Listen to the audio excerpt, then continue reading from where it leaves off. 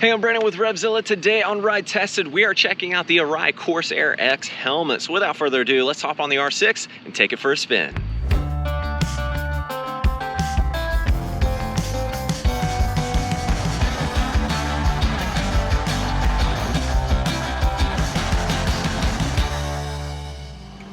What a nice day to be on two wheels, checking out the Arai Corsair X. I've been using this one a good bit lately. Actually, it was just at a New Jersey Motorsports Park. We were riding Thunderbolt, so I got to put this helmet to the test in that application, which is always a good time. And the Arai Corsair X, I mean, if you have not used an Arai helmet or even tried one on, they're like the Cadillacs of helmets. I mean, they're so comfortable. It's pretty incredible. The interior, every time I put one on, I'm like, ooh, yeah, it's just so nice. I can't stress that enough. And they are hand-built in Japan. I mean, the craftsmanship, the quality that you get from Arai is almost unmatched. I mean, it's pretty impressive stuff. Not a whole lot has changed within their line as far as, you know, groundbreaking technology or changing up the overall shell design and things like that. But they've really perfected their craft, and you know, their helmets are really top-notch. Speaking of perfecting their craft, I think it's one out of every 10 helmets actually gets QC'd right off the line to make sure it's in spec and everything is correct. And I don't know a single manufacturer out there that is doing that. Just goes to show that they are really putting quality over quantity. So safety is their number one deal. I would say comfort is definitely the next in line. And of course, the ventilation, they've got performance. You know, this stuff is worn by the pro level athletes out there. So it's pretty impressive stuff from Arai. I mean, you really shouldn't be surprised. Now I'm zipping around on some back streets today surrounding Philadelphia.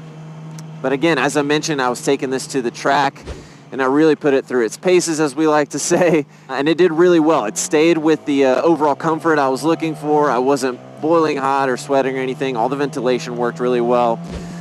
So I liked it for the track riding application. If you look over here on the back, you can see this little diffuser that I've got going on there. That's just basically a little plastic piece that you can stick to the back of the helmet, which is going to help with the downward forces and just help with overall stability when you're riding with speed. I think for, you know, kind of everyday use just around town, obviously it's not really something that you're going to need. If you're riding at the track on a routine basis or plan to do a lot of track days, I mean, sure, why not? It's just something you can toss on there. It's very easy to install. For the everyday rider, I wouldn't worry about it. The other thing I wanted to mention, pretty much all their lids nowadays will have a peripherally belted, super complex laminated construction. Basically, you know, they have all these big marketing words for the different designs that they're doing. But basically, all that's referencing is the reinforcement right there, because that's a high impact zone, basically, if you're coming off of the bike. So there's additional reinforcement in that area to take those major impacts. So it absorbs those impacts, disperses them appropriately, and just provides an additional level of protection. Now let's talk about some of the cons, right? I loved utilizing this helmet at the track, but right away I noticed these brow vents. Not my favorite thing on the face shield. I wish they were just removed.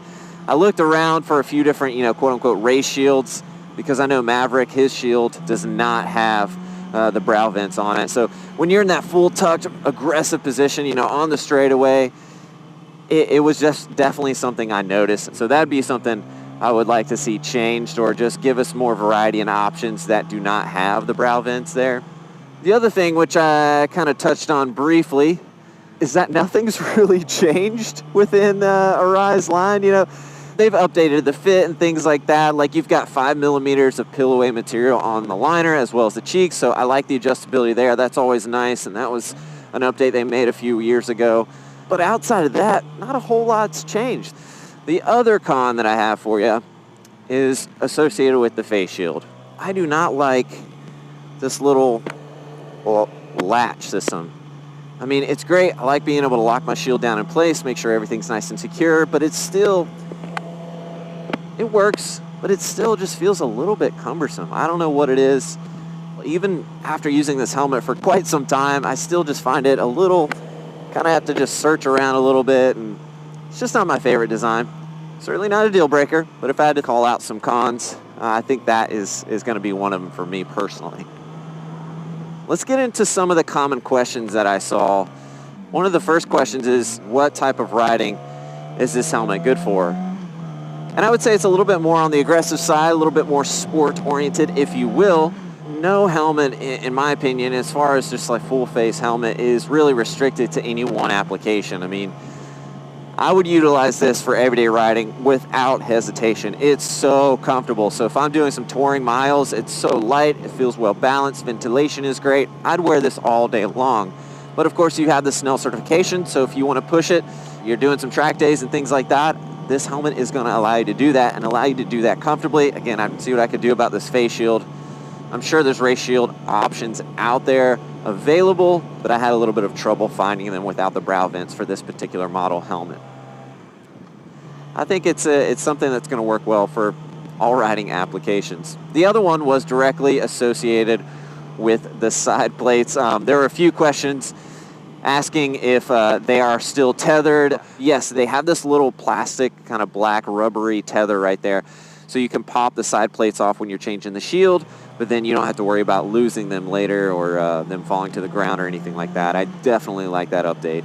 It's something they did a few years ago and definitely makes a big difference in not losing those base plates. Or when I would try to take them off, they would just go flying or pop off. Now, I saw a lot of questions, too, about the PBNC S2, blah, blah, blah, and I touched on this earlier. We get a lot of questions about that. You know, what does that even mean? And really, it's just informing you that there is reinforcement right here at the brow, which I touched on earlier.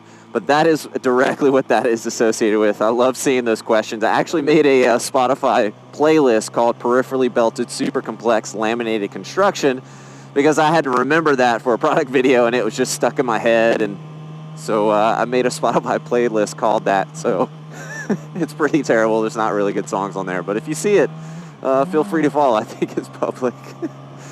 Anywho, I'm just rambling now, and I'm sure you guys are over it, so I'm going to go ahead and shut this thing down. Thanks for hanging out for a bit, taking a closer look at the Arai Corsair X helmet. It is incredibly comfortable. You've got the pilloway material, so you can fine-tune the interior liner. Airflow is superb, very well balanced. Easily something I can wear all day long.